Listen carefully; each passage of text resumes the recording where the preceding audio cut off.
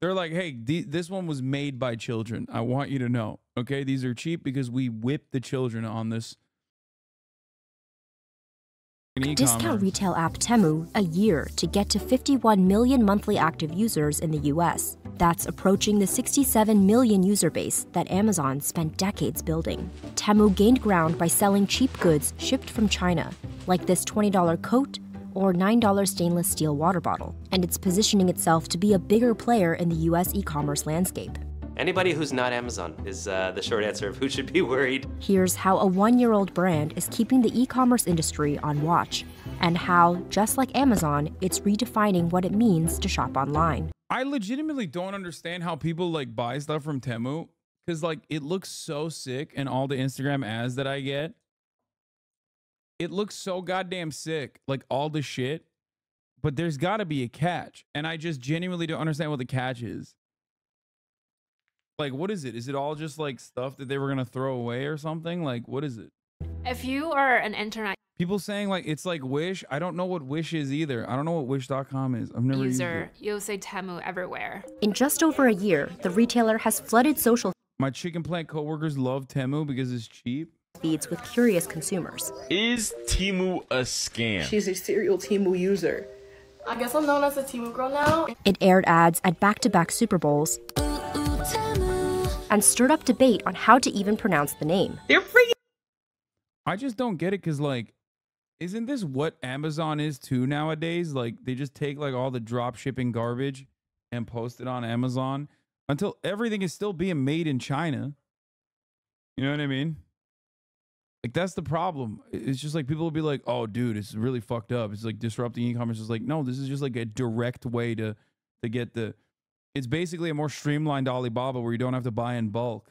Gaslighting you. The name of the company is Temu, not Temu. I'm gonna be honest, I don't think I'll ever say Temu. For the record, the company confirmed it's now Temu. That confusion hasn't slowed the company down. It quickly acquired over 161 million monthly app users across the world. It's pretty extraordinary. It's a speed of adoption we really haven't seen in the past online. When I first wrote about Temu, we reported that it launched very quietly, and now Temu is the opposite of being quiet. That omnipresence is by design. It spent $1.7 billion to advertise in 2023, and JP Morgan analysts estimate that Temu could spend nearly $3 billion in 2024. It can spend that big thanks to the deep pockets of its parent company, Pinduoduo, or PDD, the Chinese e-commerce company raking in billions annually. PDD Holdings emerged out of nowhere when China's Yeah, but now China wants to get rid of the drop shippers and people order straight from them. That's why they push so much ads in the US. Damn, dude. This is gonna kill a massive industry and also the entire secondary market of podcasters that rely on this massive industry of drop shippers. e-commerce industry was already dominated by two companies, Alibaba and JD.com. So Temu's strategy of selling extremely cheap goods from China to build market share isn't entirely new. They're just hoping to replicate its strategies that worked very well in China. Other China-founded companies like Shein and TikTok are also making their mark in US e-commerce. But Temu sets itself apart in how it gamifies shopping online. You open up the app and there's like a roulette wheel that you spin and you get a prize, and the prize is usually, here's a whole bunch of, dollars to go buy stuff. And then as you're searching through products, There ain't no way this exists in China in the way that it exists, right? Like, I suspect this is yet another one of these fucking products that like the Chinese government would kill you if you sold in China.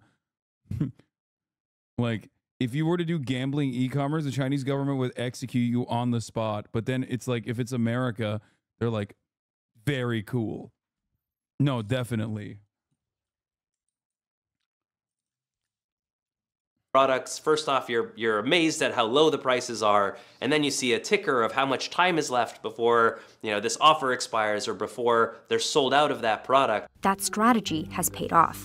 Temu amassed more users in 6 months than Shein has in 8 years. Research firm AllianceBernstein estimates that $17 billion worth of goods were sold on Temu in 2023. That helped boost PDD's market value 74%, allowing it to briefly overtake Alibaba as China's most valuable e-commerce company. What the In the fuck? US, Temu's growth is putting e-commerce giants on watch. Temu and Shein's success tells us that consumers are willing to wait as long as the products are really cheap.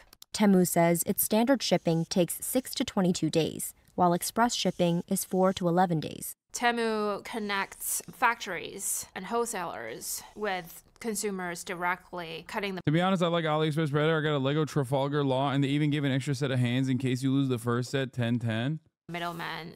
Meanwhile, the biggest e-commerce companies in the US have been betting big on faster delivery. Amazon's delivery time has more than halved since 2022 to less than 2 days on average. I wanted to let you know that the person who was asking about the representative for Inner Mongolia is a real person, just an older person, obviously, nearly 15-year-old account with 1,304. Wait, what? 1,340,000. No. I'm so goddamn dyslexic. 134,000 plus human tweets. Just no profile pic because old. 134,000. Yes, I'm so fucking dyslexic. Other retailers are catching up, with an average of about 4.6 days in January. As Amazon sets the standard on speed and Temu takes on price. Expect price to get more competitive. Everybody needs to focus in the e-commerce space about making sure that they've got a distinctive value proposition that appeals to a consumer, and not just the first time around, but has them coming back, for more. For now, Amazon's hold on the industry is still ironclad, but the e-commerce giant has made some changes. In late 2023, Amazon announced it would reduce the fees it charges sellers for clothing under $20. Some analysts believe that Amazon's move shows it's worried about losing suppliers as well as consumers to other platforms. In a statement, an Amazon spokesperson said that the company reduced the referral fee to help drive and incentivize even greater selection for customers and competitive prices. But it's not just cheap prices and seller fees that's putting pressure on other companies. Download the Temu app and shop like a billionaire. It's driving up. What billionaire is buying fucking $1 Legos and shit? Like, that's such a funny tagline. Like, who the fuck? What do you mean? Anyway. Digital ad costs. That means it's more expensive for everybody in the space to acquire new users. This seems like yet another one of these issues where like all the fucking e-commerce giants and everyone else is like pissed off that China is doing what they've been doing.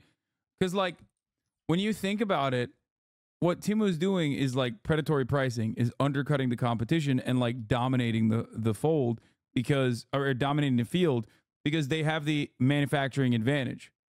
Okay. And it's hilarious to get mad about this because that's exactly how Amazon became a monopoly on e-commerce.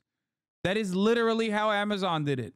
Every single time people get mad at like a Chinese company doing this shit, they're basically mad at the system, but because you can't get mad at the system and like demand regulation over the system because that would disrupt the American homegrown commerce terrorists, okay?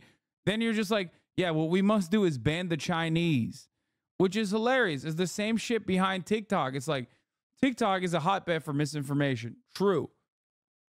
But every single fucking app is a hotbed for misinformation.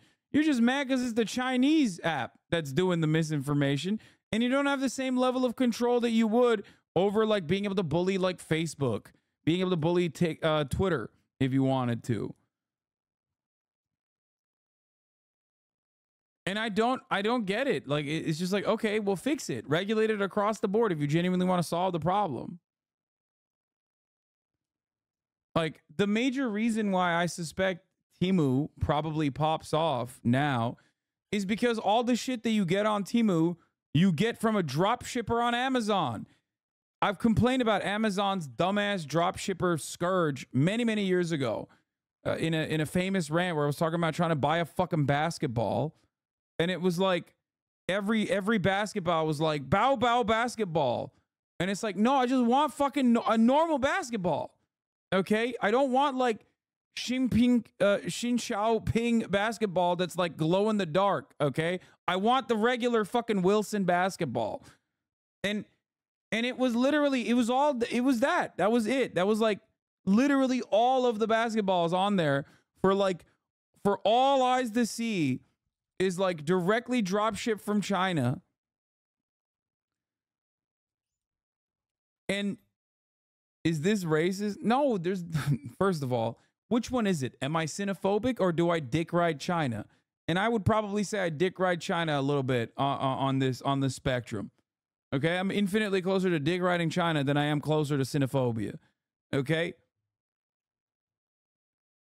Anyway, my point is, if it weren't for dropshippers, if there was like a higher level of quality that people were used to with a decent fucking price point, nobody would be like, oh yeah, let me cut out the middleman. But like I said, the more middlemen you cut out, the more podcasters you cut out. So I am joining the war against e-commerce on the side of Temu. Because guess what? No more drop shipping means no more dropship podcasters, no more crypto influencers. It also kind of sucks because like if you can't drop ship, then you can't buy a subscription to the HasanAbi broadcast at the top of the hour, which is the only way that you can avoid a 3-minute ad at the top of the hour. So there's that. I'm buying all of these. Sorry. Wait, what? Sorry to contribute to the problem, but wait, what is this on Temu? Vintage Hasan Piker journalist. Hasan Piker and happy dog. Hasan Piker wearing headphone. Hasan Piker and happy dog throat pillow. What the fuck?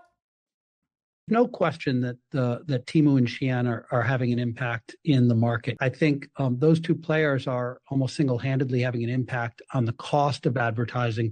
Those digital ads are especially important for e-commerce companies. They need to be there on social media, making sure that they're right in front of the consumer to either purchase or to download the app whenever they're in a mood to go buy something or they're more intentional. It's like a game of chicken, and for companies like Etsy that are not growing as fast as Temu, they cannot keep up with this level of ad spending at all.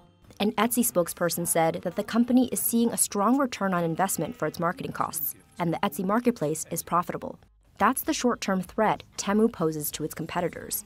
But in the long term, what it's done is that it's actually changed or is changing the economics of what it means to run an e-commerce business. The existing incumbents in the global e-commerce landscape aren't just going to lie down and say, well, I guess we've lost the sale. They're going to have to make some hard decisions on whether they're okay to maintain that with lower sales volume or whether they want to be more aggressive in acquiring consumers and retaining those consumers. But some analysts say Temu's stratospheric growth isn't sustainable. A Morgan Stanley report noted that the Chinese news site 36KR suggests the company currently loses about 30 to 35% on every U.S. order. It only loses that much instead of much more thanks to how aggressively it pressures the cut prices to the thousands of third-party sellers it works with. Company's momentum is cresting. So what we really now need to see is can they drive that repeat purchasing behavior? And that's still very much an open-ended question. Still, Temu has cash to burn. It's willing to lose money to exchange for market share to acquire users. Analysts estimate the company lost about... Yeah, this is literally what Amazon did, okay? Until it became the monopoly. I wish that America would look to China and get the right lessons. Like, for example, not just cutting the Chinese out of the market, but instead fixing the market conditions itself. Or look to China and go, oh my God, look at how many fucking high-speed rail lines they've opened. Why are we getting lapped by the Chinese? We should do the same. But instead, we just look to it and we're like, no, we're not letting the Chinese come over here. And it's like, and the problem is you do it when it's far too late anyway. You do it. By the time you want to do it, it's like it's already captured the attention of the entire American audience, like TikTok. So now it comes with a major political price. And my point is, you should work expeditiously and extra hard to fix the market problems anyway. Whether it be Chinese spyware versus American spyware, how about no spyware? Like, social media can exist, but just regulate it. $7 per order in 2023. In a statement, Temu said that its business model boosts efficiency and that the idea that Temu sells at a loss to gain market share is simply not true. But with explosive growth comes more eyes on the company and more controversy. That junk was trash. The sizing is off. It literally looked like the pattern that I asked for was printed on it. I think only one thing actually looked like what I ordered. Everything else was trash. Consumers have been concerned about the product safety and quality. I think selling really cheap products is the first step for Temu to acquire users. Temu said in a statement that it works closely with our independent sellers to ensure that their products meet the required standards. Yo, I'm sorry. No, this is like a buyer beware situation. If you're buying a fucking fake Stanley Cup for $1 and waiting 3.5 weeks for that shit to come in, yeah, what did you think was gonna happen? Like, there has to be a catch, man. What the fuck? Yeah, no shit.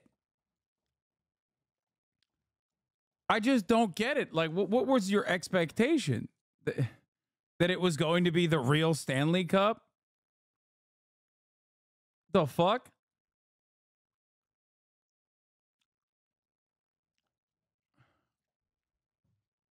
That's the other thing. There's also essentially no returns. Yeah, that's the whole point. They're selling you garbage for $1.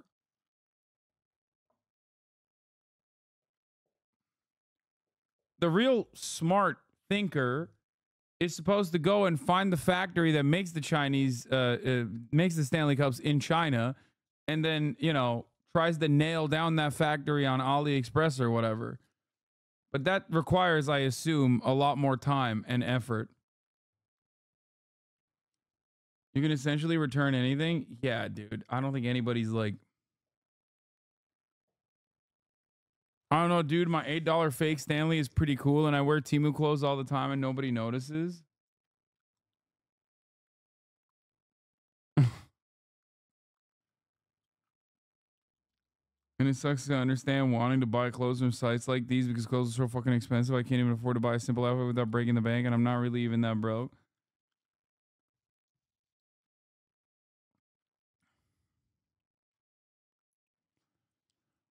I just don't... I don't know. Am I crazy? People are gonna be like, Hasan, you're rich, that's why you don't care. But it's like,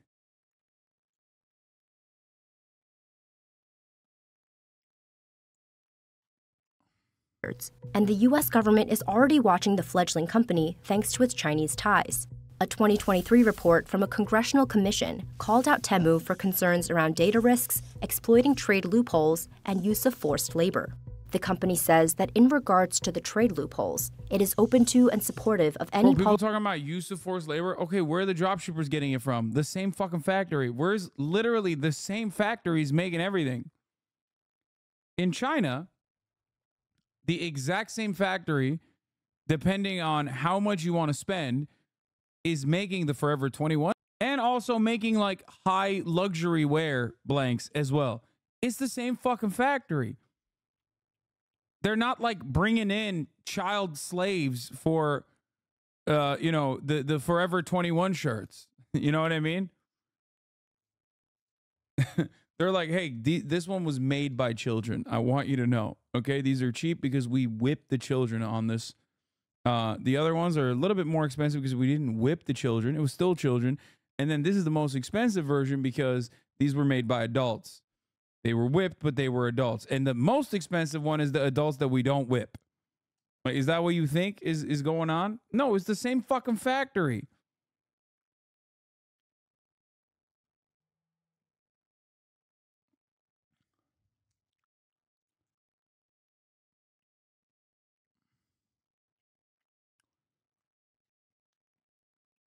Fun fact, the best nylon factory in the world was owned by Prada, which they bought after the introduction of their nylon handbags.